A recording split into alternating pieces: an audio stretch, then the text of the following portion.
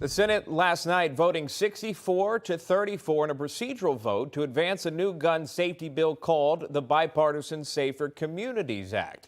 Here's some of the proposals in that bill. It'll start with this: a crackdown on illegal sales of guns, $750 million in funding for states to implement red flag laws, mental health programs, and also school security enhancements, increase background checks for gun buyers between the ages of 18 to 21, and then this up to 10 days for background checks to be completed.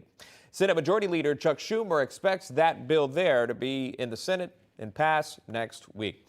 Joining us now is Florida Senator Marco Rubio. Senator, good to see you. Thank you so much for coming on National Report. We do appreciate that. This has really been a controversial issue, really, for many Americans watching this unfold in Congress. I do want to start with a tweet that you sent moments after the Senate released the text for that bipartisan gun legislation. You write this: "We are being asked to vote tonight to begin debate on a gun proposal whose legislative text was only made available less than an hour ago." Talk to me about that, as I believe the bill is 80 pages. Was there enough time to read through that? Well, no. I mean, it was publicly released at 6:23 p.m. We only got it a few minutes before that.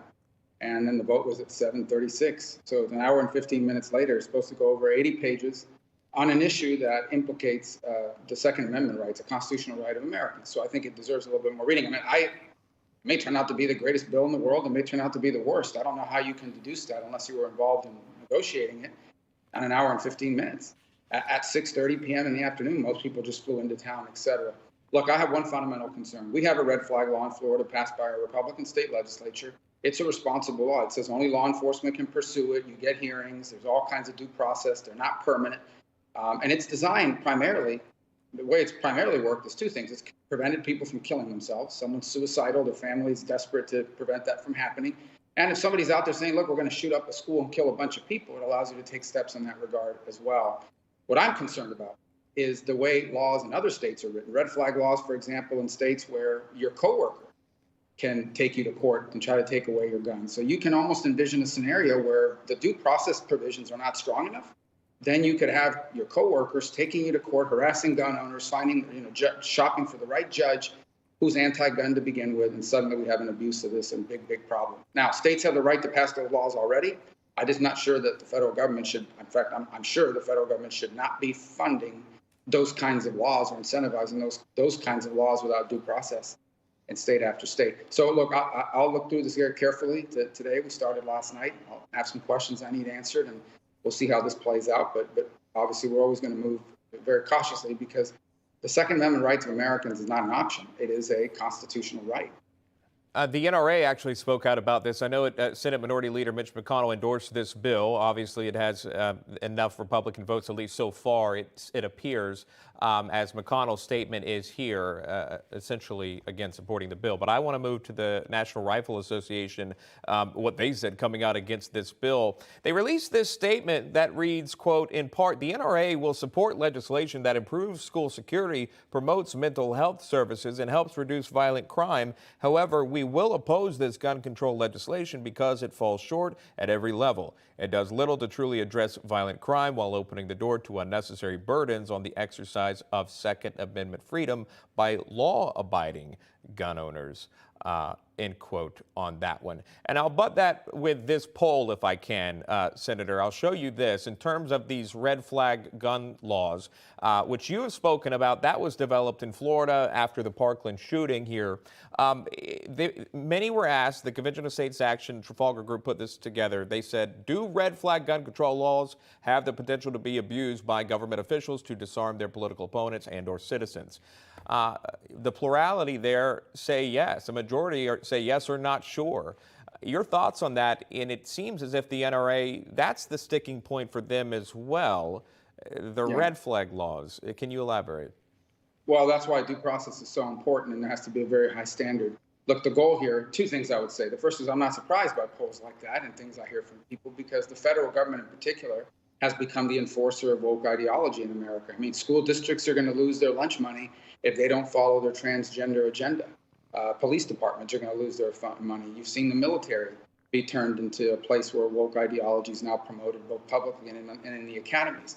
So people are looking at it and saying, all right, the government has now been deputized into the role of an enforcer for this leftist ideology. And so people are increasingly suspicious and doubtful of, and quite frankly, in many cases, alienated from government and from institutions they once trusted. As far as these laws are concerned, look, here's the goal, right? The goal is, the only way to stop these things is to identify dangerous people and stop them before they act. And if they do act, to not make schools an easy place to just walk in and massacre people. Obviously, we've learned in the last 24 hours that in Texas, they were in position to prevent this and stop this from happening. Police chose not to act. In New York, they do have a red flag law, and that didn't stop that lunatic from killing people over there. So ultimately, the challenge with gun laws is criminals will continue to violate because they're criminals, and that's what criminals do. Only law-abiding people are infringed by them. So the goal here is to protect us from dangerous criminals without infringing on the constitutional rights of law-abiding Americans. It's a very difficult balancing act to get right. So we'll always look very carefully at this red flag law. I do think some red flag law can work if they have the right due process, but they have to be very clearly written. And if they're not, then that's something I won't be able to support. So if this red flag laws, if this is written clearly in the legislation, then you are for it, but there has to be appropriate verbiage. Is that correct? Yeah, it has to look like the Florida law does, which so far has not been abused. And the reason why is because only the police department can bring it. It has to, meaning you can't just have your neighbor or disgruntled spouse or ex-boyfriend or girlfriend bring these claims to a court. Right. There's clear evidentiary standards.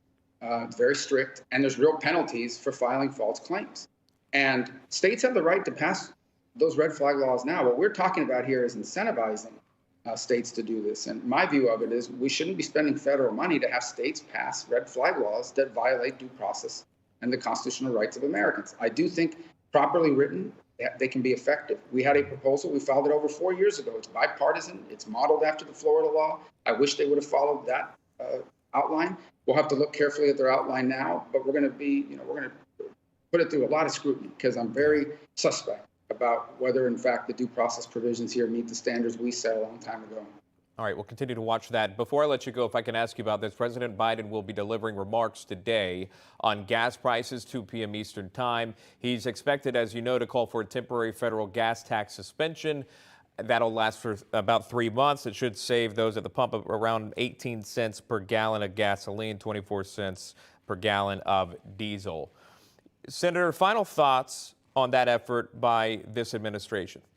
Well, every week they roll out a new gimmick. So at one point it was Putin's fault, and then they rolled out the argument that the corporations were making too much money. The next week is that the corporations were holding back on refining, and now it's this gimmick. The bottom line is none of these gimmicks will solve this problem. There is only one way to lower the cost of gasoline, and that is produce more of it. And we are blessed to live in a country that has the ability to do it. But we're not doing it, and we're not going to do it because this administration is hostile to that industry. They've told them we're going to put you out of business in 10 years, but they expect them to somehow ramp up production in the short term.